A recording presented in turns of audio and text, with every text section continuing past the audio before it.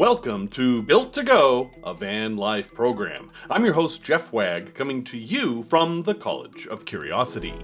This time it's episode 166, and we're going to talk about 10 reasons not to buy an ambulance to convert into your camper van.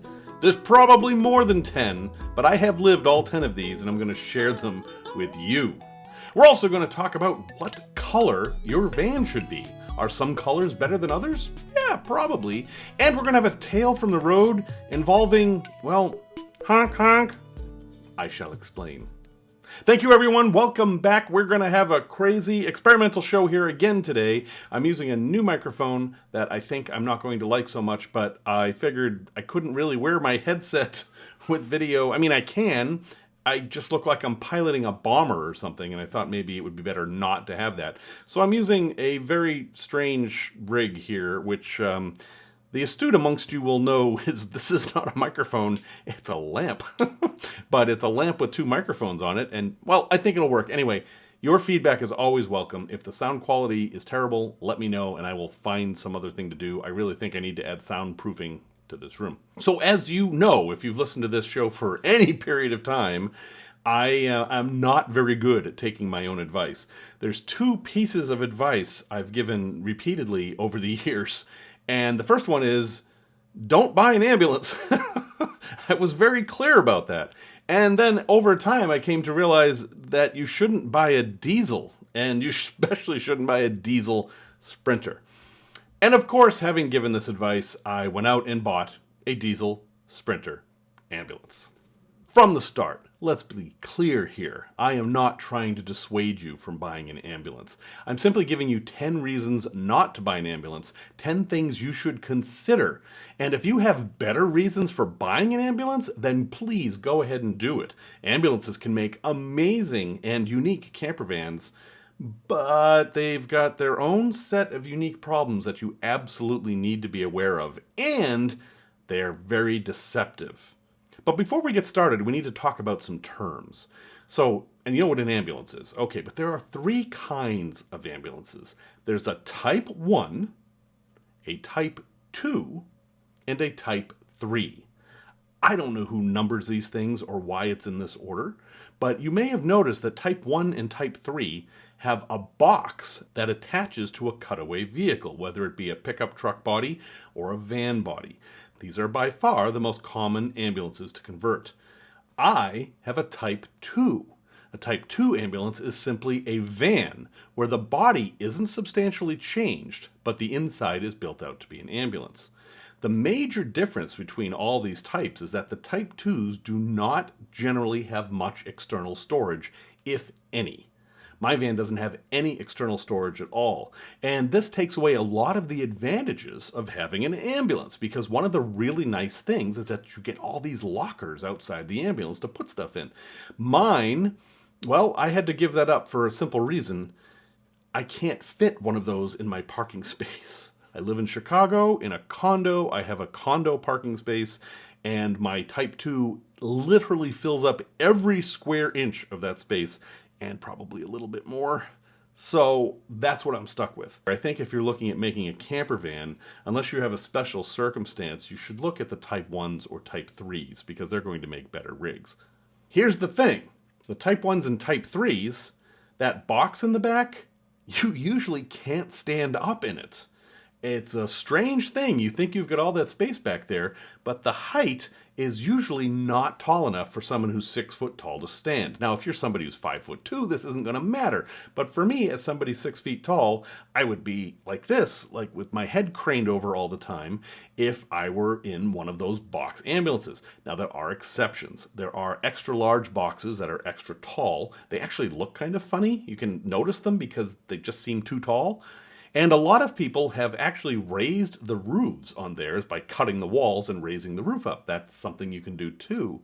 But just know that these ambulances are not as tall inside as a high roof van. Like my Sprinter. I've got a Sprinter high roof. I can stand up in there just fine. So in that regard, the Type 2 is actually better. Number 2, and one that should be pretty obvious to you, The wiring in these things is crazy complicated. Now, mine actually has very simple wiring, and it's kicking my butt. I have to say, even though I don't have any of the fancy data communication systems where some ambulances have a computer in the back that talks to a computer in the front and they're wired crazy, and sometimes the computer controls the lights and things like that, and it's really hard to modify. I don't have any of that. I've just got straight wiring, but I don't have a schematic and I can't get one. And I just have this massive wires, and the wiring isn't intuitive. I had to completely rewire those ceiling lights because I couldn't figure out what made them turn on or not. There was a switch that made them turn on, but so did opening the doors, and so did turning on the rear outside light. And these are all things that make sense if you are in an ambulance and you're trying to take care of people, but I'm not. I'm somebody in a dark sky site who wants to be able to open his door without blinding everybody who's looking through their telescopes. So I ended up rewiring that whole thing. I never figured it out. I simply ran new wires, and I think this is what happens with a lot of ambulances. So then I've got all the existing wire, and now I've got all the wire I've added too. It gets complicated really quickly, and you have to be very comfortable with electrical stuff. Plus, in the Sprinter, it's even more complicated because I have 3 batteries. I have the starter battery in front of the driver's seat, I have the factory-installed auxiliary battery, which is under the hood, and then I have my own leisure battery that I added in the back, and it gets very complicated very quickly. So you're going to have a really good handle on electrical stuff before you tackle an ambulance. Number 3, they're difficult to alter. You basically have 2 choices when you get an ambulance. You can pretty much leave it the way it is, or you can rip everything out. And you see a lot of that. People buy an ambulance and they'll just tear everything out, and they end up with this aluminum box in the back. It's a lot of work, but it can be done. And then you've basically got a box truck. My question then is why don't you just buy a box truck? Now, one of the answers is that you want those external cabinets because box trucks don't have that, and that makes sense. But it's a whole lot of work to take apart an ambulance and take everything out. But that's what some people do.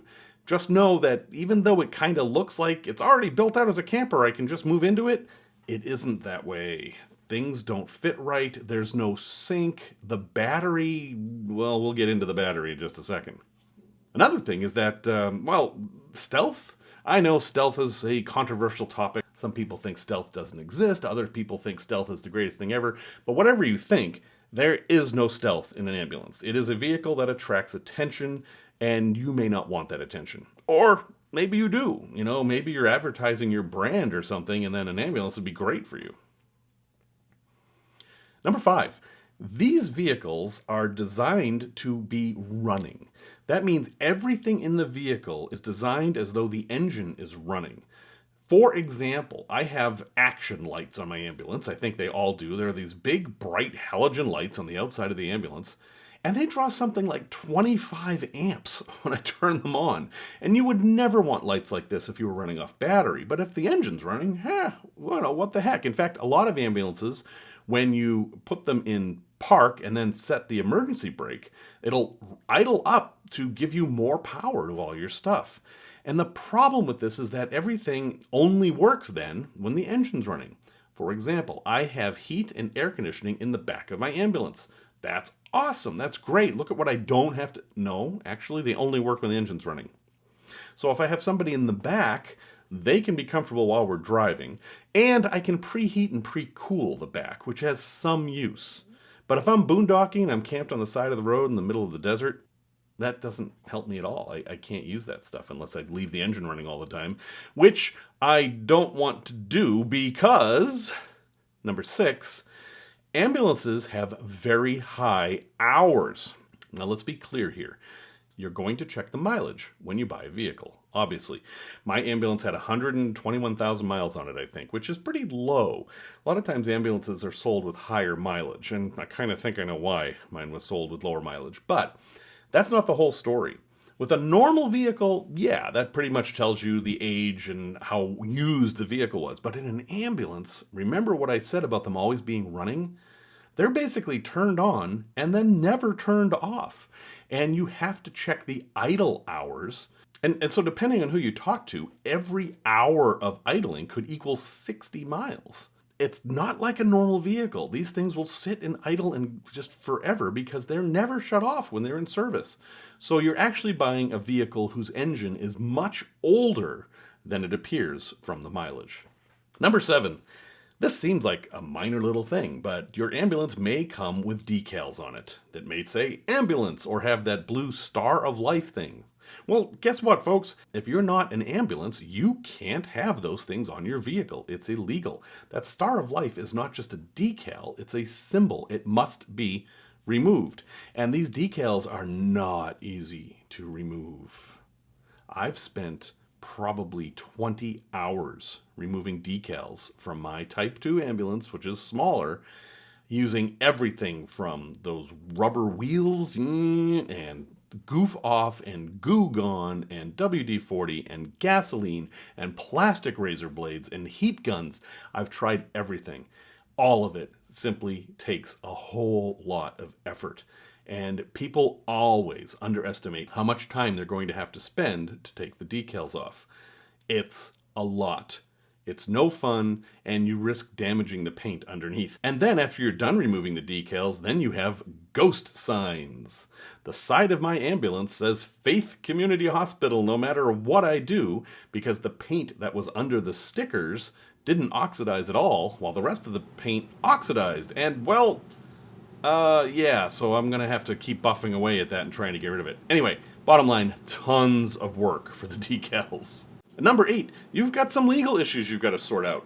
My ambulance was sold to me as an ambulance. It was not decommissioned in any way. The sirens worked, the lights worked. Now, I did not have the mechanism that changes street lights to green. Some of them do have that, and yeah, you're not allowed to have any of that stuff. I don't care what state you live in. You're not allowed to have blue flashing lights or sirens or things that change the lights. So you have to remove that stuff. And that causes some issues because if your lights even look like they can turn on, cops might pull you over for that. And what a lot of people have to do is simply spray paint all their lights black. So you've got this whole lighting thing to work out. For me, I simply disconnected everything that was like that, and they're still on there, but because they all have clear lenses, I think I'm okay. No one's pulled me over yet. I do have some unusual red ones that I kind of worry about a little bit, but I will just tell the officer that, look, they're disconnected, I can't turn them on. And as for the siren, as much as I loved it, I just removed it completely. Number 9, so you have to deal with registering the thing. What are you going to register it as? An ambulance? Probably not. So then, is it a commercial vehicle, or will you do what I did and do everything necessary to make it an RV in your state? Every state, or at least most states, have a set of things you need to do to classify a vehicle as an RV, and you need to have it inspected, and they need to sign off on it. In my case, having it registered as an RV saves me money every year, and it allows me to drive on roads that are not allowed for commercial vehicles. So for me, that was the no-brainer. Convert the title to an RV title. But you're going to have to figure that out on your own. Number 9. You're dealing with 2 different manufacturers. You've got the vehicle manufacturer, whether it be Ford or Chevy or GMC or Mercedes or Freightliner or whoever. And then you've got whoever built the ambulance part in the back. And, you know, there's a lot of big names out there. Now, mine happens to be a Miller, not a Miller Meteor, that's a different company.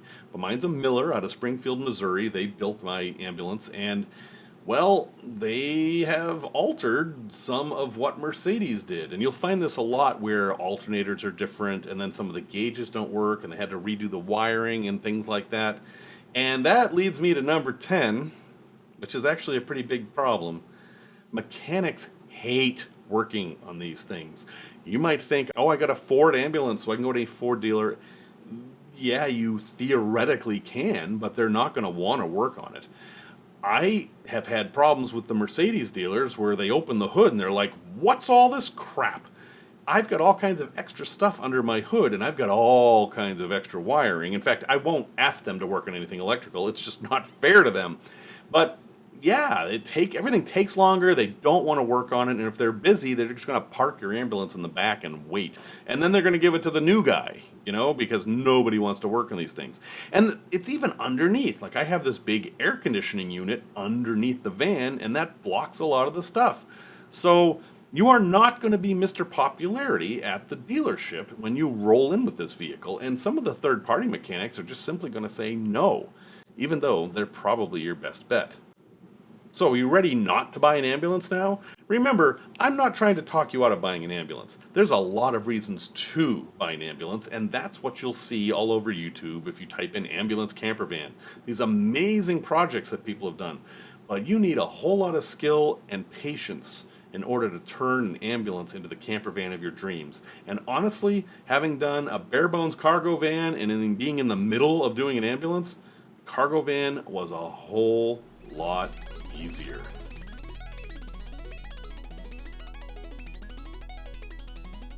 Tech Talk. What color van should you have? That seems like a silly question. And the truth is that you're probably not going to be able to pick a color. I mean, the way vans are now, they're so hard to get. It's not like that you can just go to the dealership and say, oh, there's a red one and a black one and a yellow one and a green one.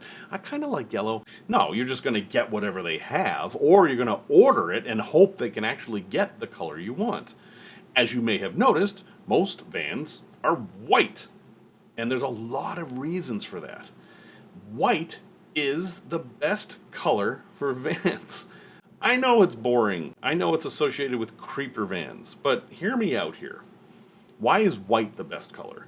Well, let's consider all the factors. First, stealth. Again, controversial, I know. I think stealth is about being ignorable, not about being invisible. Long story there, but most vans are white. Your van's white. It blends in better. Number two, white stays a lot cleaner. I have never washed my van. I've had it for 2 years. It has never seen soap and water. And that's mostly because I'm not done with the decals yet. And I keep saying as soon as I finish with the decals, I'll wash it. And it just hasn't happened yet. But at a reasonable distance, it doesn't look filthy. But if it were a black van, or a navy blue van, or a color like that, oh God, it would look terrible. Because you think, oh, dirt's black, van's black, you won't be able to see it. No. If you've ever owned a black vehicle, you know that they're dirty in an instant. So dark colors are bad from a cleanliness point of view. And of course, they're bad from a sun point of view. Now you might think, oh, I'm going to do a lot of winter camping, so if I have a black van, it'll heat up faster. And while that may be true, heating is an easier problem to solve than cooling. And that white paint really does reflect a lot of heat off of the vehicle. It is noticeable. If you have a dark color vehicle or a light color vehicle, especially a big box like a van, you can feel the difference in temperature just based on that color. So, what's the best color? Well, it really matters on what you can get, but I strongly urge you to lean towards the lighter colors, white, silver, maybe some gold, things like that, and to stay away from the blacks and navy blues and reds. They're kind of in the middle of all this because of their weird wavelength. So, think about that before you go crazy painting your van. Product review. Sometimes I really love doing a product review. Sometimes it's kind of a chore, but sometimes I come across a product that I really love, and this is one of those. So if you have a fan, a Max Air fan, a Fantastic fan, whatever kind of fan, that's only part of the ventilation solution. You need to have a way for air to get in. I mean, most of the time you're blowing out and you need to have air get in the vehicle. And if you've noticed, if you have your Max Air fan on high, it's kind of hard to open the doors if you don't have some other way for air to get in. Now you can put in another vent. If you've got a 170, you've got space to put two Max Air fans in, that's great. But in my 144, I don't really have space, and I thought about, well, I could do a couple things. And then I was like, well, what about those screens that go in the passenger and driver's side window? You roll down the window and you put the screen in and you roll the window up, and I've seen them forever, but they're so darn expensive. They're like $160. And then I've looked at the reviews and they don't fit very well. They always leave a little gap because, at least on Sprinters, you end up with these sharp corners that are hard to fill with something. And then I thought, I could just make my own. I can go get some gutter screen and cut it, and then that's not very secure because you can just push the gutter screen in and you can get your whole hand in the van. And so I hadn't found a really good solution for this until now. I bought these things. They're called White Top Adventures Bug Out 2.0, And they're awesome. I love these screens. Now, they're not metal. They're made out of a very hard plastic. And at first I was like, oh, I don't know about that. And I don't know how they're going to do in cold weather, but you probably don't need them as much in cold weather. But boy, they fit perfect and they're easy to use and they let in a ton of air. I absolutely love this product. Now, the cons. Well, they're still $100, which seems like a lot. $50 for a piece of plastic with screen in it still seems like an awful lot of money. But when you compare it to the cost of the other ones, it's actually a bargain. The second con, which is actually a bigger problem, is I bought these 2 weeks ago and they're no longer available. I got them on Amazon and now currently unavailable. We don't know if they'll be back, and I don't know if they make them for other vehicles. So I can tell you what it's called, and maybe you can find it, but it's the White Top Adventures of Bug Out 2.0.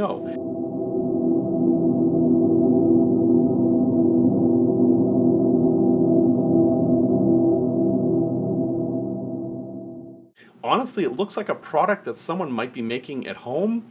Does not have that mass-produced feel, but it is the best screen I have ever seen. It's completely secure.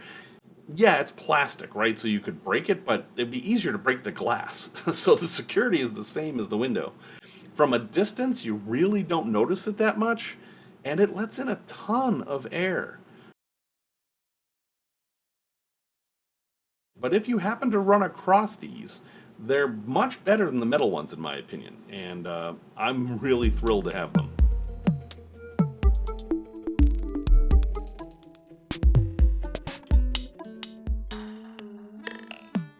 Tales from the road. I had the strangest experience this weekend. So I was working on the van. I got a lot of stuff done. I put in a cabinet that hangs from the ceiling that took a whole lot of cutting and it looks terrible now, but I'll fix it up. I put in a rack that holds stuff by the stove. I took off a whole bunch of decals. I installed a new speaker to replace the crappy portable Bluetooth speaker I had. I changed the way the bed works and replaced one of the hinges, and I messed with the fridge. I did all kinds of stuff and have made the van much, much better than it was. It's still not finished. It's probably at 80% now, but it was at 60% before, maybe 65. So I feel like I made some real progress. And I got in the van on Monday morning just to do a few little things, and I heard this. I thought, well, that's weird. I mean, it sounded like it came from inside the van. Now, I was down by the river, and I thought maybe somebody was boating, and anyway, you hear a noise once, you don't think anything of it.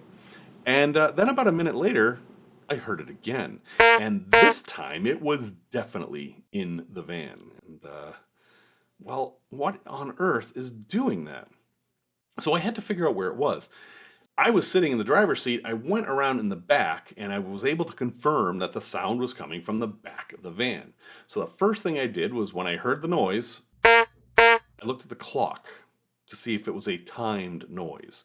And indeed, I found that if I waited exactly a minute, I'd hear the noise again. And I thought, oh no, somehow there's this ambulance feature that I've never encountered before that is broken because I messed with something electrical. I also rewired all the lights in the ceiling, so I was like, what did I screw up? And it won't stop. And I'm thinking, oh, I've got 7 fuse blocks in this vehicle. I'm gonna have to start pulling fuses. I don't know what to do. So then I thought, oh, I've got one of those fancy Renogy batteries that has Wi-Fi and everything. Maybe it's to tell me there's something wrong with the battery. So I went over, and sure enough, the sound seemed to be louder near the battery.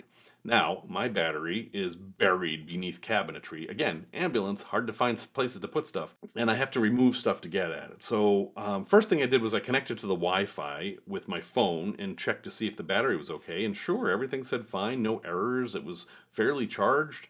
No reason for it to be honking at me. And, so I removed the trash can that's on top of it, and there's a shelf, and I removed all that, and then I started looking at the battery, and I was really hoping that I didn't need to take the battery out because I have to remove the sink to do that. And then I heard the sound again, but it was behind me. I thought, what the heck is going on? I looked behind me, and the only thing that was behind me was the bed, which doesn't have anything electrical in it that I'm aware of, and the trash can. what would be in the trash? So the trash was filled with a few soda cans and some paper towels and stuff like that. And then I reached in and pulled out a Bluetooth speaker. There was a Bluetooth speaker. The old Bluetooth speaker that I couldn't get to work anymore, I threw it in the trash. It was a little tiny thing. And apparently the battery was dying. And that's the noise it made when the battery was dying. Every minute. Forever. Until the battery died again. Now the amazing thing about this story is in the Discord channel, which is called Built to Go, a Discord channel, I asked folks what they thought the noise was, and I laid out the whole scenario of all the work I'd done and what the noise was, and somebody figured it out.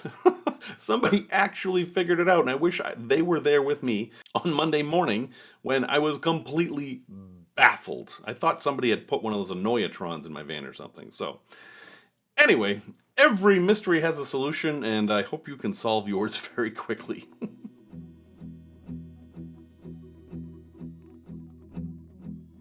A place to visit.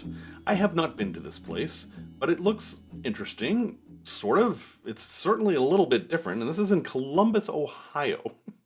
And it's called As We Are, the ultimate selfie machine. So this is in the convention center in Columbus. It's just in the lobby. And you go in the lobby, and there's this little booth, like, one of those photo booths. Remember those? And you go in there, and there's a camera in there, and you take your picture, and like, oh, there's your selfie. But what it does with the selfie is the interesting part. It takes the selfie and blows it up and makes a sculpture out of it. In fact, there's a giant head. And when you have your picture taken by this box, it replaces that head with yours. And you are now an art exhibit of your giant head in the convention center, which it's a little silly, but I could see you doing a whole bunch of interesting stuff with this. It's at 400 North High Street in Columbus, Ohio. And again, I've never been there. But apparently all you need to do is go into the convention center and you can use this. You don't need any tickets or anything. And heck, welcome to the future.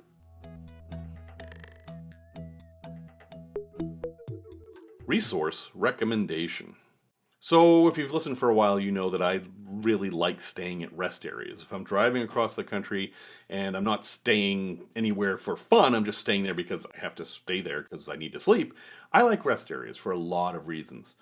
But there are legal issues. Every state has different rules about whether you can sleep in rest areas or not, and some have basically no rules, you can do whatever you want. And others have really strict rules, like you can only stay for 2 hours.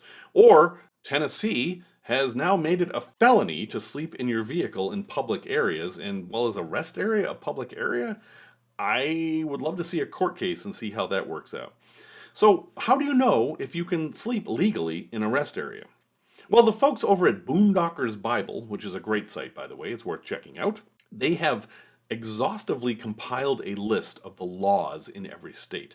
Now, these laws change rapidly, and you can't blame Boondockers Bible if they're not exactly right, but it at least gives you a sense of how the state you're traveling in feels about you sleeping in rest areas. Now, some states have weird restrictions, like Georgia, you can't sleep at welcome centers, but you can sleep at rest areas. In Delaware, there's a specific rest area that you can't sleep at. And an interesting thing they do is they make a distinction between camping and sleeping in your vehicle.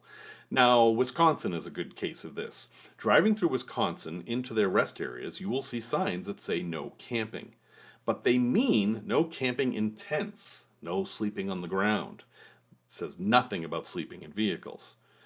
Now, you can get into some really gray areas with this, but there's a couple of basic truths that I believe to be true, therefore they're truths to me, that sleeping in rest areas is probably okay.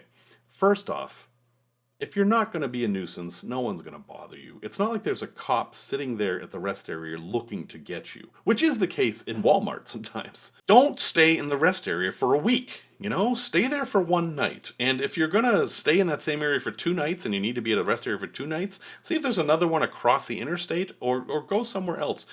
Don't be a nuisance. Don't overstay your welcome.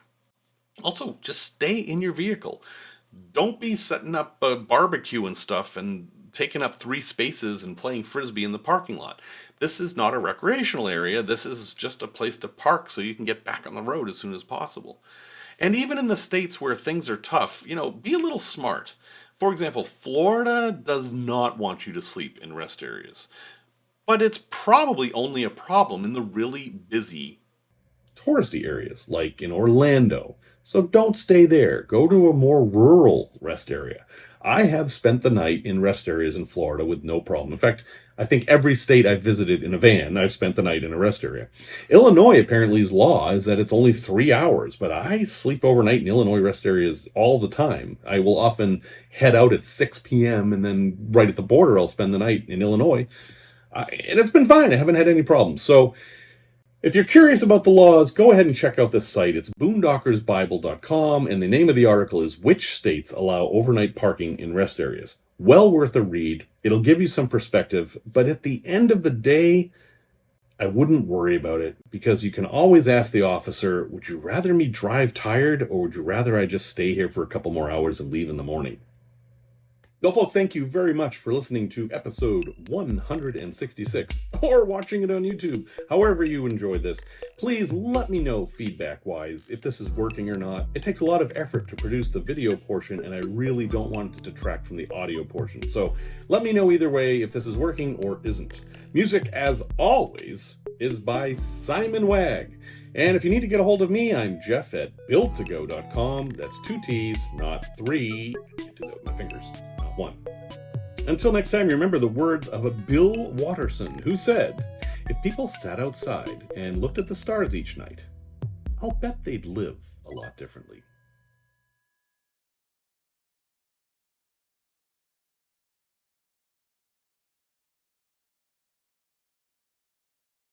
So I couldn't figure it out, and I thought, oh no. And I thought, well, that's weird.